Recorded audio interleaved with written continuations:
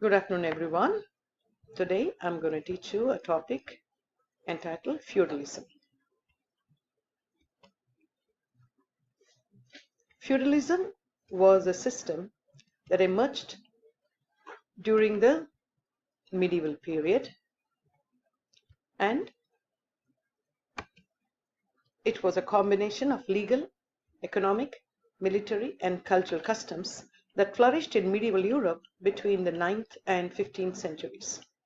It was a way of structuring society around relationships that were derived from the holding of land in exchange for service or labor. It was a system of land ownership and duties, and under this system, all the land in the kingdom was the king's. However, the king would give some of the land to the lords or nobles who fought for him, and they were called vassals, and these gifts of land were called fiefs. The people of Western and Eastern Europe were under the spell of feudalism for over 6 centuries prior to 1500. It was a peculiar institution, a political and social system, and it evolved in the absence of protection to life and property, usually rendered by the state. Threat of invasions by the barbarians was a big challenge, and only a nobleman or a lord owning castle could offer protection for something in return. So the people offered land and agreed to become the lord's vassals. They became tenants at will and received their lands back. Thus, in Western and Central Europe, a large number of estates came under the ownership of lords, dukes, or barons, who played an important role in the society. So the feudalism symbolized the rise of warrior aristocracy in Europe, bound by oath of loyalty to the king in return for grant of estates or fiefs. So what is the origin of this word feudalism? So the word feudalism derived from the Latin word feudum or feudum, fief, which was used during the medieval period. The word feudalism derives from the medieval Latin terms feudalis, meaning fee, and feudum, meaning fief. So the fee signified the land given, that is the fief, as a payment for regular military service. The term feudalism and the system which it describes were not conceived of as a formal political system by the people who lived during the medieval period.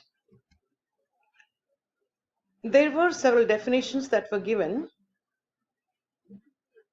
In 1944, François-Louis Ganshoff defined feudalism as a set of reciprocal legal and military obligations which existed among the warrior nobility and revolved around the 3 key concepts of lords, vassals, and fiefs. And then in 1939, another definition was given by Mark Bloch.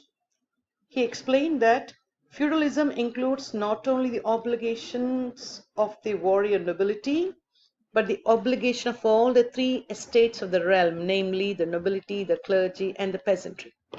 All of these 3 estates were bound by a system of manorialism. So in the feudal society, there were 3 classes, 3 distinct social classes: a king, a noble class, and a peasant class. Noble class included nobles, priests, and princes.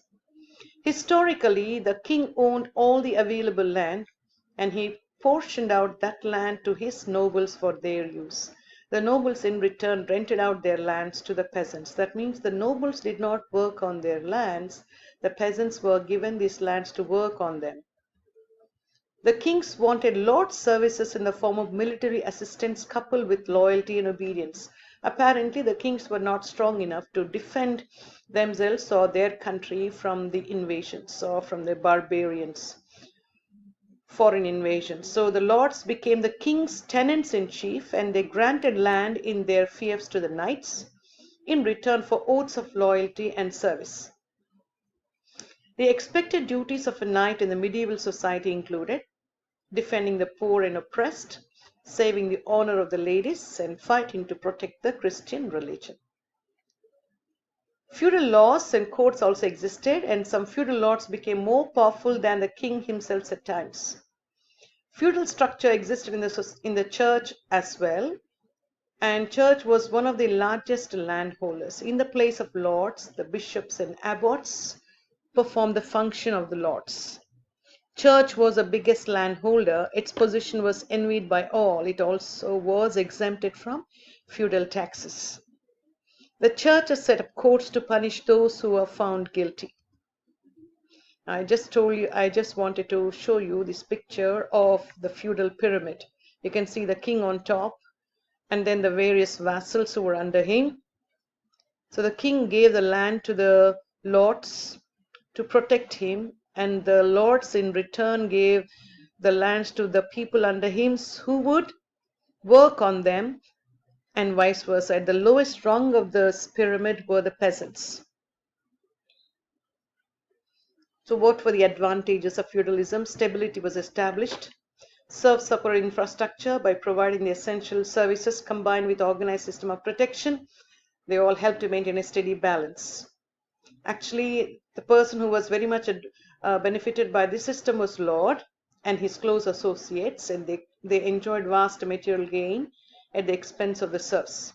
Common men were saved from foreign invasions, and so a healthy society was created. Common people also were saved from the tyranny of kings. The slavery could not thrive in Europe due to feudalism. Vassals were under the lord and they could not be sold as slaves or chattels. The knights saved the weak from the strong and showed honor to the men, and thus feudalism also became popular. Feudalism put an end to the worries of the people. Their duty was finished when they paid homage to the lord. The lord gave them fiefs and saved them. Relation between a lord and a vassal was cordial. Each one fulfilled their own needs. And healthy atmosphere also was created because of feudalism. But then there were also certain disadvantages. Feudalism divided society into two classes, mainly the feudal lords and the peasantry. Lords acquired more wealth and power, and in due course of time, vassals were hated and did not do good for them.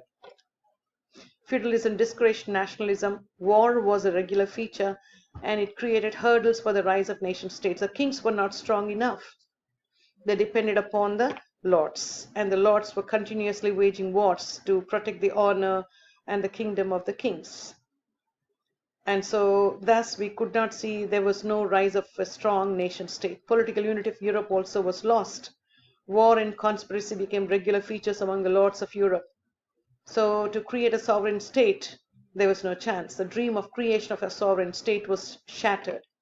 And the peasants' condition also became deplorable in the due course of time, and it became very difficult to earn their livelihood from a small quantity of land that was given to them. And so thus, in the due course of time, from the middle of the 15th century to the 1600 AD in Europe, modern inquiry began, and a new movement known as Renaissance and later on Reformation brought many new ideas, which transformed the existing society. Strong and mightier kings emerged, and the concept of absolutism also developed, and this signaled the decline of feudal lords. And with the rise of nation states in the 16th century, nation states and national monarchs became the new order of the day. That will be all for today. Thank you.